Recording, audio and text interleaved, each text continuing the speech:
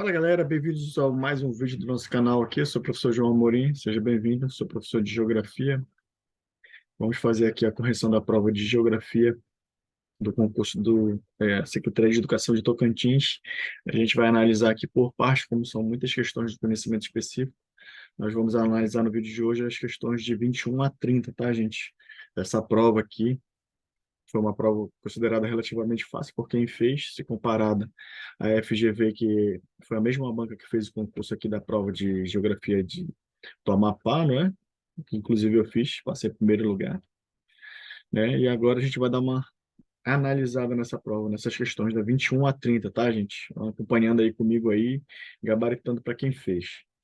A questão de número 21 abre a prova de conhecimentos específicos, ela fala o seguinte: a construção histórica contemporânea das questões da terra no Brasil requer, antes de mais nada, a compreensão da chegada dos processos de modernização da agricultura e as consequências que se sucederam a partir de então, né? Um site retirado aqui do IPEA, o acesso em 2023.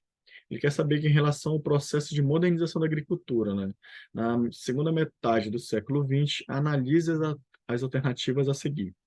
Primeiro, esse processo de modernização da agricultura no Brasil configurou um espaço desigual caracterizado pela má distribuição da terra e concentração de renda. Sim, gente, essa configuração desigual ela acontece desde a época de lá das capitanias hereditárias, no período de colonização, e persiste até os dias de hoje. Então, a 21, a primeira aqui, o primeiro item está correto, né? Vamos anotar assim, tá corretinho aqui. Segundo, proporcionou o aumento da produção agrícola para novas áreas de cultivo sem ocorrer o aumento de produtividade. Na verdade, não, né? Ela propiciou o aumento da produção agrícola, né? Essa nova condição desse processo de modernização, mas com o aumento da produtividade, ou seja, subiu como a gente vê a produção da soja. Mas só que ele não fala nada de relação ao impacto ambiental. Então, a segunda questão está errada. Terceira, intensificou o uso de maquinário de tecnologia moderna, causando aumento de desemprego estrutural no espaço. Isso é o que vem normalmente o que acontece. Normalmente, em todos os países que apresentam esse elevado grau de aumento, né, tecnológico, né, de técnicas e tecnologias dentro do campo, acaba por diminuir o número de trabalhadores. Isso força com que esse indivíduo faça o êxodo rural, né? Isso acontece desde a época praticamente do início da Revolução Industrial, ela continua nesse processo. Então, a terceira também está correta. Então, a gente vai marcar aqui que a gente vê a primeira e a sexta estão corretas, né? A resposta seria a letra C, de casa, certo? Então, vamos dar uma limpada aqui, anotar, limpar, vamos continuar. Beleza. Questão de número 22. No dia a dia do cidadão, é, é possível ler o espaço por meio de diferentes informações. Na cartografia, por diferentes formas de representar essas informações, né? Ele vai perguntar sobre como a gente se representa a cartografia, né? O espaço através da cartografia. Sobre as habilidades necessárias para a leitura e a compreensão das representações cartográficas, analise as afirmativas a seguir, assinale V para verdadeiro e F para falso. Primeiro, dominar a simbologia específica empregada na sua confecção, né? Com certeza, né? Como é que você vai fazer uma leitura de uma representação cartográfica se você não domina essa simbologia específica que é utilizada, né, normalmente em cada mapa? Segundo, entender que o espaço bidimensional está representado de forma tridimensional, né? Essa aqui é uma afirmativa falsa. Por que que é uma afirmativa falsa? Porque é justamente o contrário. Eu tenho que entender que uma representação cartográfica é uma representação tridimensional em um espaço bidimensional, né? Não dessa forma como está escrito aqui. E o terceiro tópico, identificar critérios e objetivos pré-estabelecidos na espacialização das informações, justamente, né? De acordo com aquilo que o mapa ou determinada representação cartográfica é feita, ela é feita a partir de critérios pré-estabelecidos já, né? Não faz de forma aleatória. Então, a resposta da nossa questão fica aqui na letra D, verdadeiro, falso e verdadeiro. Vamos dar continuidade aqui. Questão de número 23, né? 23, que fala o seguinte: a ONU, a Organização das Nações Unidas, adota a expressão assentamentos precários para várias tipologias habitacionais urbanas em escala mundial. Em relação à adequação do termo assentamento precário à realidade brasileira, assinale as afirmativas V e F, né, com a questão de número 22. Primeiro, é a denominação usada para qualquer ocupação irregular do solo, né?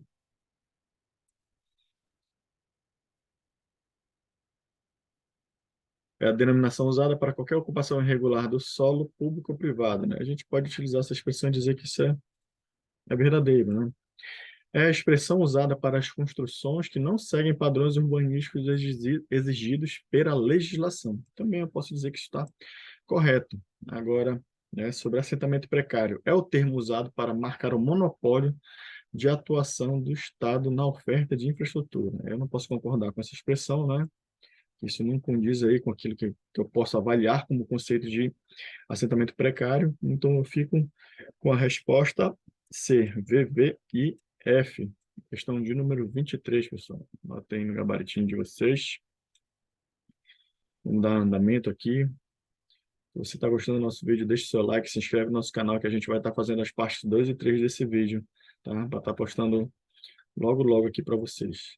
A questão de número 24, eles pedem para fazer análise de uma charge, né?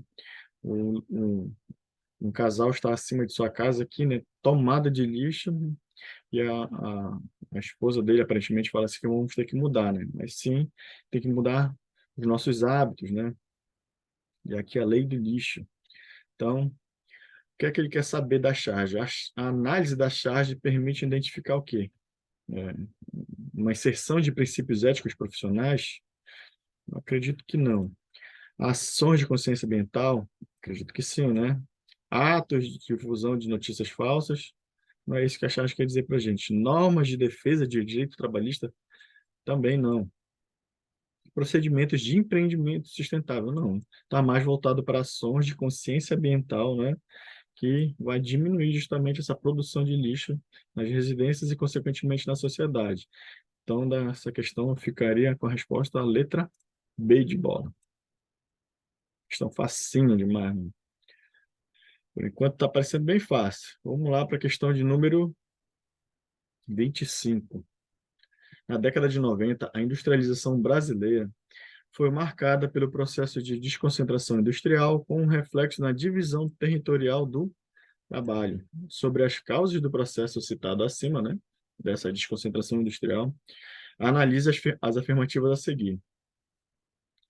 Primeiro, o fenômeno da guerra fiscal gerou disputa entre os estados e municípios, buscando atrair indústrias para os seus territórios. Sim, com certeza, né?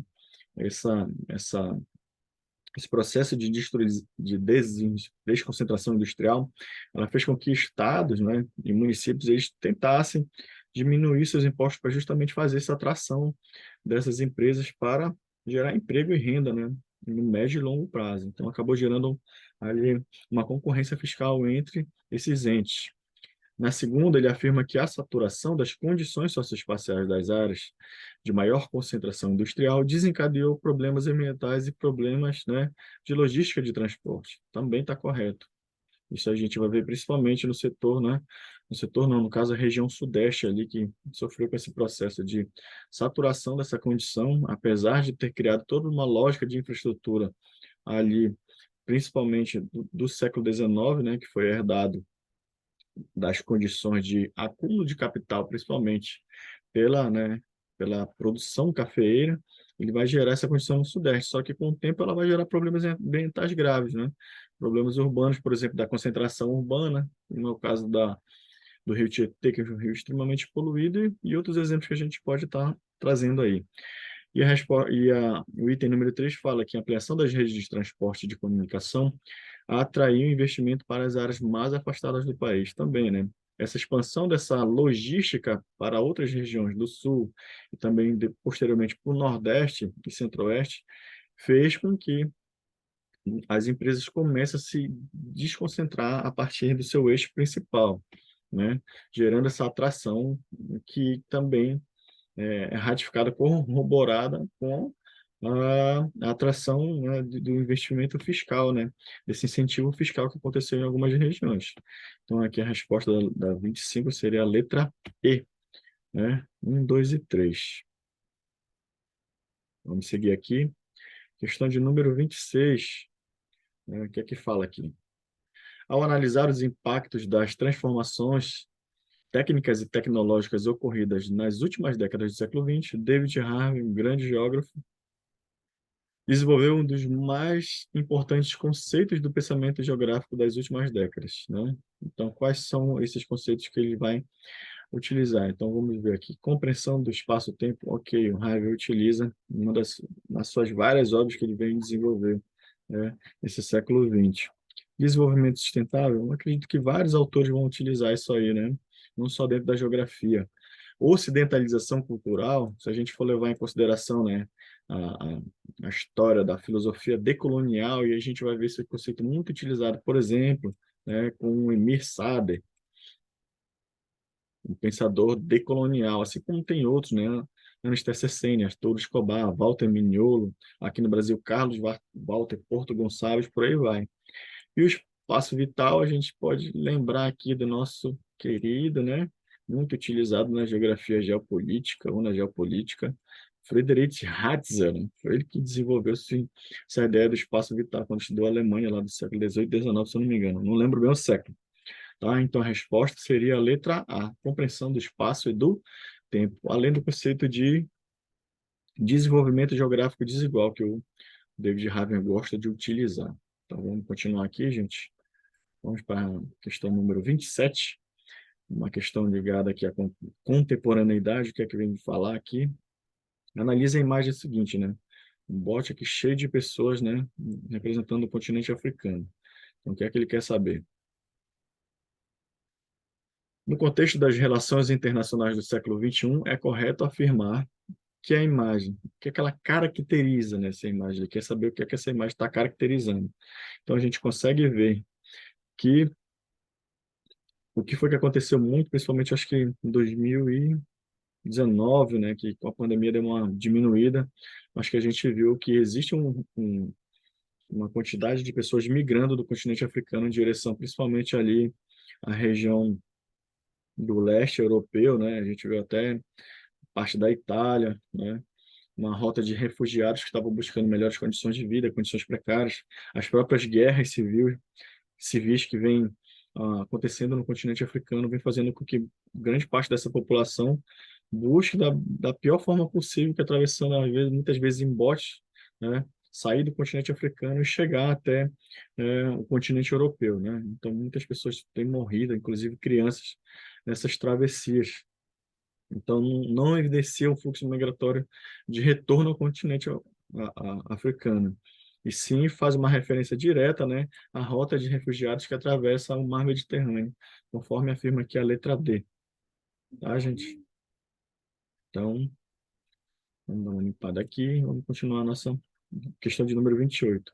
A rede hidrográfica do Tocantins-Araguaia está totalmente contida em território brasileiro e é palco de dinâmico processo de desenvolvimento socioeconômico. Esse processo deverá se intensificar nas próximas décadas em função das demandas nacional e internacional por commodities, sobre as potencialidades da região hidrográfica do Araguaia.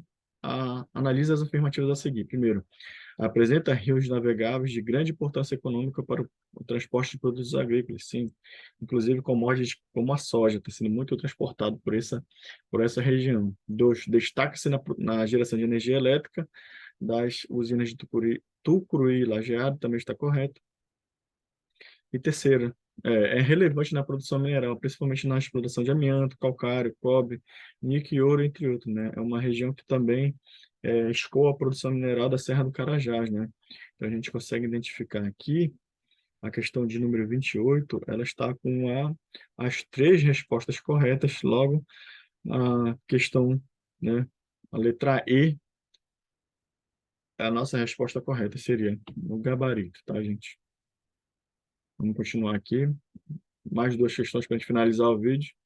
A fim de garantir o manejo adequado do extrativismo sustentável dos recursos do estado naturais do estado de Tocantins, Foi divulgado o documento que dispõe sobre os procedimentos para emissão de licença, manejo e coleta do transporte do capim-dourado e do buriti, né? Assinale a opção que indica medidas para a extração das matérias-primas apresentadas no fragmento, né? Então, se a gente for analisar essas duas espécies para a gente tentar, né, fazer um manejo adequado e o extrativismo dessa matéria-prima seria, né, o transporte, né, desculpa, o combate à prática da biopirataria e também as atividades ilegais, né? É justamente a gente tentar fazer com que essa planta não seja levada daqui e produzida em outro local, justamente gerar um desenvolvimento local, correto, gente? E para terminar, a questão de número 30. O Programa das Nações Unidas, o PNUD, né, lançou em setembro de 2022 o relatório de desenvolvimento humano, no qual o documento aponta que pela primeira vez em 32 anos, né, o índice de desenvolvimento humano, DH, caiu globalmente por 2 anos consecutivos, né? A gente fosse analisar o que seria a causa dessa queda, com certeza seria a pandemia.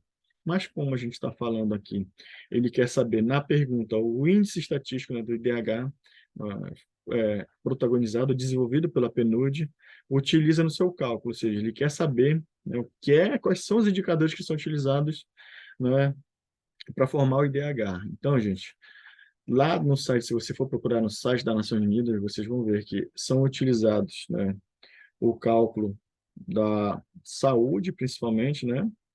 Então, a expectativa de vida é um dos elementos que são utilizados na formação desse IDH. O índice de educação também, né? E também a quantidade de renda dessa população. Então, a resposta seria a letra B. Então, questão até fácil de resolver. Se realmente a banca quisesse dificultar um pouquinho mais, ela poderia perguntar quais são os índices também que servem de complemento para, né, o IDH. Então, a gente tem três que são bem interessantes aqui. Por exemplo, até anotei aqui, o índice de pobreza multidimensional, que também é um índice utilizado pelo PNUD, né, para fazer esse acompanhamento do IDH.